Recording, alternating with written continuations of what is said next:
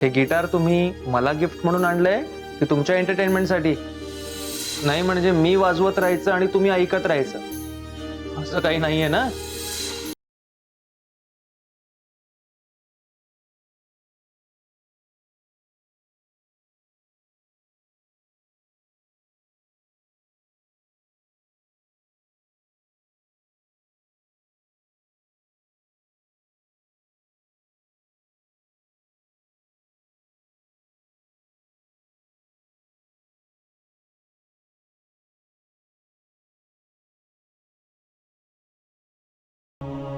Hello. Hello तात्या, कसे आहात? उत्तम. तू कशी आहेस? ठीक आहे. बाय. काही झालंय का? नाही, काही नाही. अगं नाही कसं? तुझा आवाजच सांगतोय काहीतरी बिनसलंय. काय झालंय? आईची आठवण येते का? बाय काय झालंय?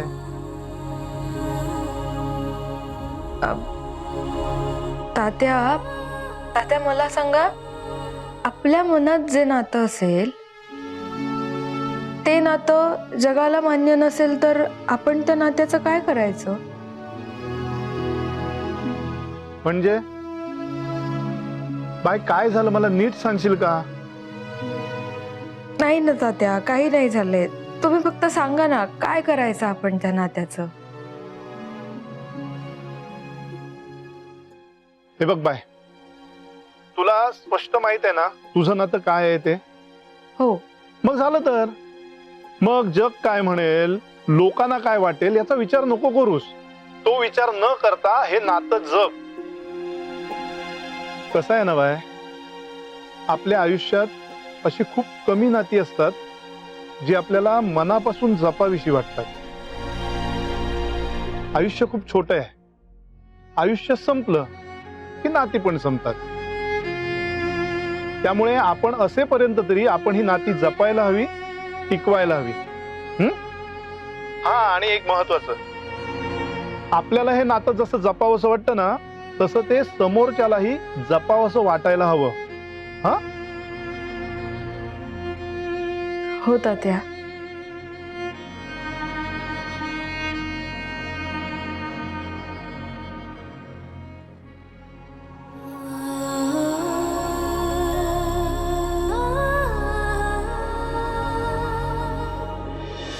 काका, काय बोल? अरे बोल काहीतरी. सानियाची आई चुकीचं बोलतेय हे कळतंय ना तुला? अरे माझा अपमान होतोय, दिसत नाहीये तुला? सहन होतोय तुला? अरे सकाळी तर माझ्या तब्येतीविषयी खूप काळजी दाखवत होतास तू. आता काय झालं? अरे बोल काहीतरी. माझा होणारा अपमान सहन कसा होतोय तुला? मी बोलणारच होतो. कधी? नाही, त्या चुकीचं बोलतायत. हा? नाही नाही, असं कसं तुम्ही बोलू शकता? वहिनींनी सांगितलंय की त्यांचा विश्वास आहे म्हणून यांच्यावर. वा, बोललो मी. ऐकलं मी. कन्व्हिक्शन कमी पडलं, खूप कमी पडलं. राहू दे, नाही जमणार तर.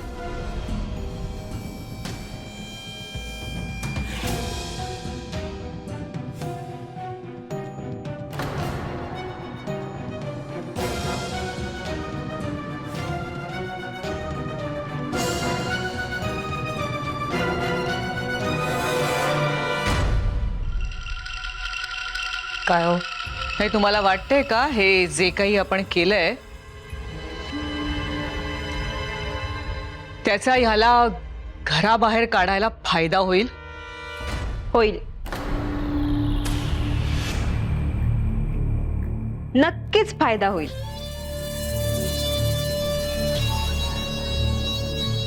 असं मान खाली घालून जगण्याची सवय नाहीये राजवर्धनला.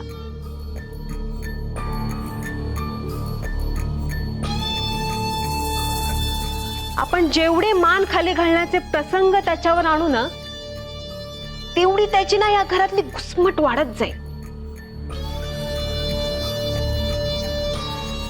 आणि शेवटी शेवटी निघून जाईल तो कावेरीकडे. तथास्तु. एकदा का हा घरातून गेला ना की आपली ह्या घरातली घुसमट कमी होईल.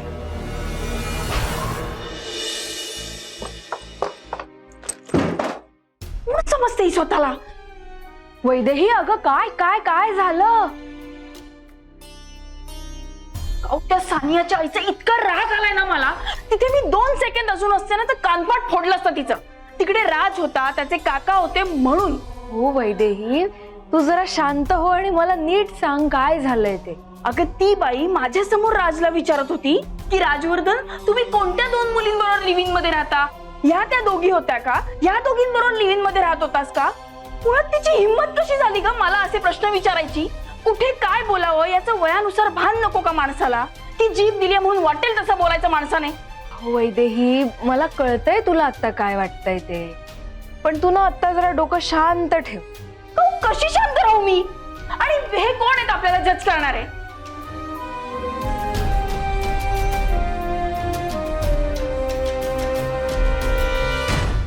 मला सुद्धा हेच प्रश्न सतावतायत.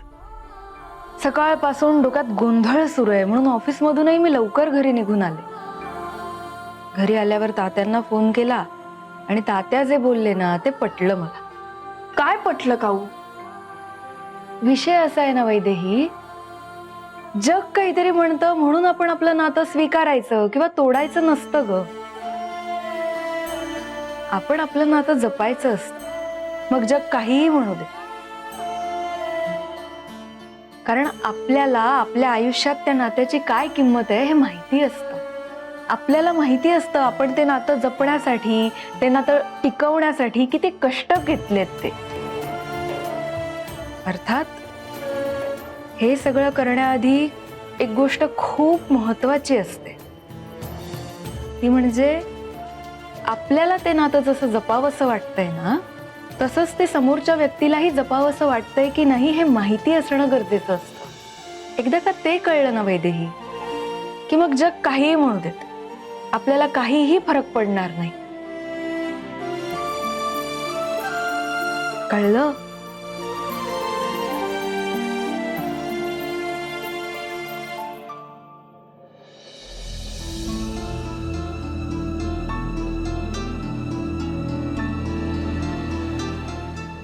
अरे कुठे निघालायस?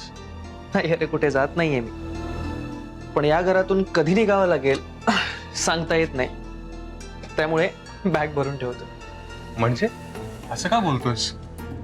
आपल्या घरात नाती जपली जातात ना, ती नाती जपावी म्हणून ज्या लोकांना आईने घरात ठेवलंय त्या लोकांना माझ्या नात्यांची किंमत नाहीये म्हणून.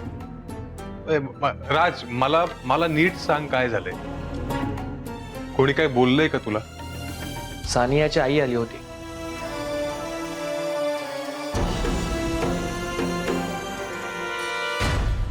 काय सांगतेस? Seriously? My God. Okay Priya, I call you back. या बाय. आदित्य आलास? थकला असेल ना, मी तुझ्यासाठी लगेच चहा घेऊन येते. काही नकोय मला फक्त माझ्या प्रश्नांची खरी उत्तरं दे. मुळात तुझ्या आईची राजवर्धनला काही विचारण्याची हिंमतच कशी होते? ओ, आली वाटतं कंप्लेंट कानावर. अरे मम्माने सहज एक विचारलं. मिनिट, तुझी आई सहज काहीतरी विचारेल यावर विश्वासच नाही माझा. आणि मुळात तिने काही प्रश्न विचारण्याच्या आधी तुला तिला समजून सांगता नाही आलं की या घरात हा विषयच काढायचा नाही म्हणून? अरे पण आदित्य, मम्माला 100 लोक प्रश्न विचारतात म्हणून तिने सहज विचारलं. राजवर्धनच्या अशा वागण्याचा त्रास होत असेल तिला म्हणून तिने विचारलं. कळतंय का तुला? मला सांग आदित्य, एवढंच असतं तर राजवर्धन जेव्हा सुरुवातीला त्या 2 मुलींसोबत राहायला गेला होता तेव्हाच त्याने ताठ मानेने सांगायला हवं होतं ना की हो राहतो मी 2 मुलींसोबत. तेव्हा का हे सगळं लपून ठेवलं? म्हणजे नक्कीच काहीतरी होतं ना. पाच सानिया, खूप बोललीस. आता इथून पुढे राजवर्धन विषयी काहीही बोललेलं मी खपवून घेणार नाही. मी हे खपवून घेणार नाही, मी ते खपवून घेणार नाही. आदित्य, हा वाला ऍटिट्यूड ना जरा कमी दाखव, कळलं तुला? मी बायको आहे तुझी, आणि बायकोची बाजू घ्यायची सोडून तू तुझ्या भावाची बाजू कसली घेतोयस रे? घेणार, मी त्याचीच बाजू घेणार. आणि मी हे असं का करतोय ना याचा तूही विचार कर सानिया. ज्या मुलीवर मी इतकं जीवापाड प्रेम केलं, तिच्यासाठी मी काहीही करेन असं म्हटलो होतो, तिला आज हे ऐकून दाखवण्याची वेळ येते की मी तिची बाजू घेऊ शकत नाहीये. सानिया, हे का घडलं याचा जरा विचार कर. एकदा स्वतःच्या वागण्याचा विचार केलास ना तर सगळ्या गोष्टी क्लिअर होतील तुला. आणि सगळ्यात महत्वाची गोष्ट, आता इथून पुढे राजवर्धन विषयी काहीही बोललेलं किंवा त्याच्यावर संशय घेतलेला मी खपवून घेणार नाही म्हणजे नाही. आणि अजून एक महत्वाची गोष्ट, तुझ्या अशा या वागण्यामुळे जर राजवर्धन पुन्हा घर सोडून गेला ना तर मी तुला कधीही माफ करणार नाही सानिया.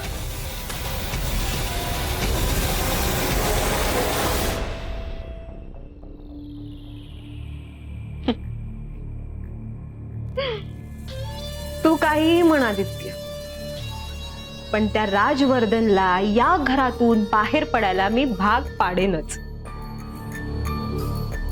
एवढ्या सहजासहजी सोडणार नाहीये मी त्या राजवर्धनला.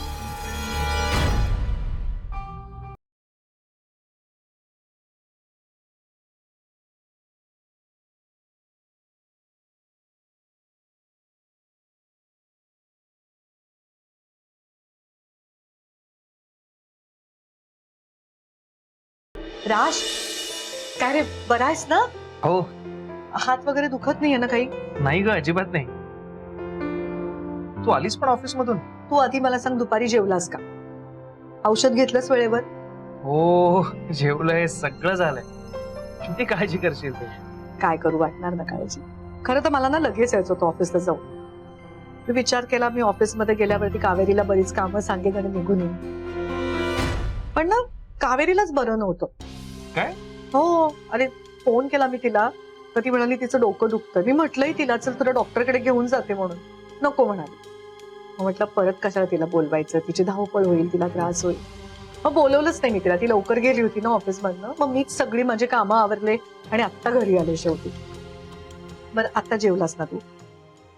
नाही, नको, मला भूक नाही आता. अरे असं काय करतोस, काहीतरी तुझ्या आवडीचं बनवते. काय बनवू सांग? कर, काही कर. तू तुझ्या आवडीचं कर. आई कधी स्वतःच्या आवडीचा स्वयंपाक करते का रे?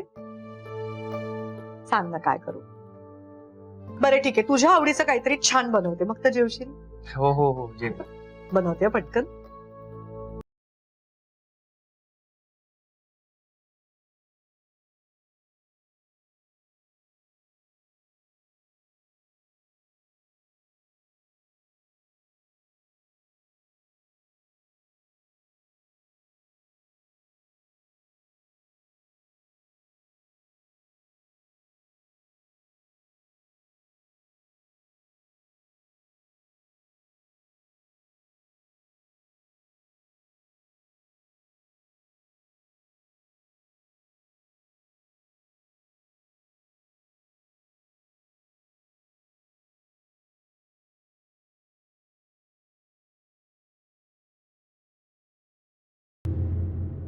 हॅलो.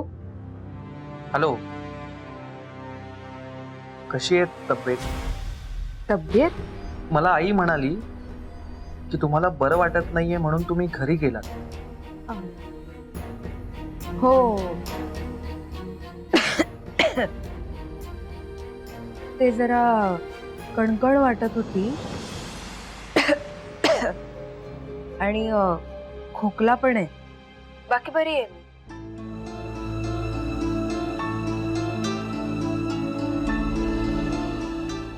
कशासाठी फोन केला होता? मी सहज केला होता फोन. सहज, आय मीन तुमची विचारपूस करायला केला होता. अच्छा.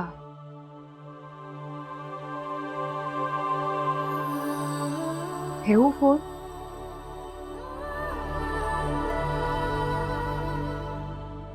काय करताय? वैदेही काय करते? तिचे ऑफिसचे कॉल सुरू आहेत आणि मी स्वयंपाक बनवते.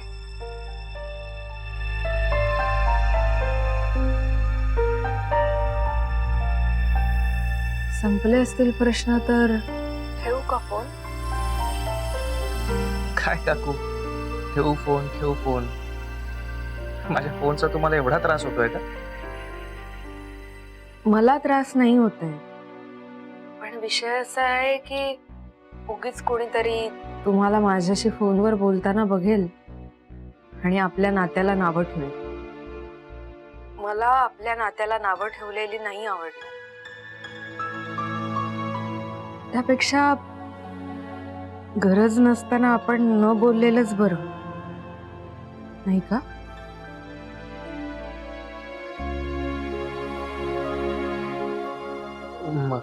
मग जेवायला काय आज?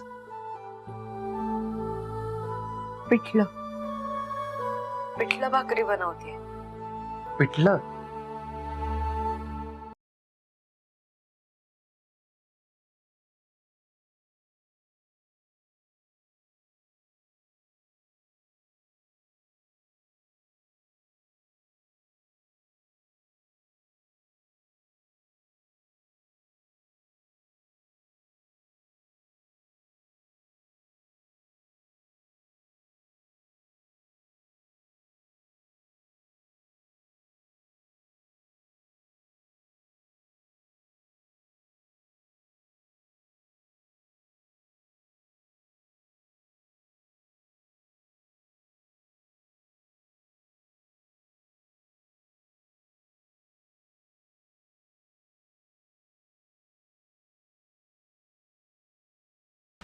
राज, ये खाली जेवायला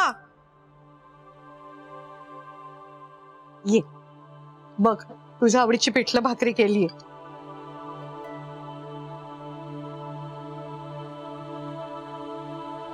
चल, कर सुरुवात जेवायला.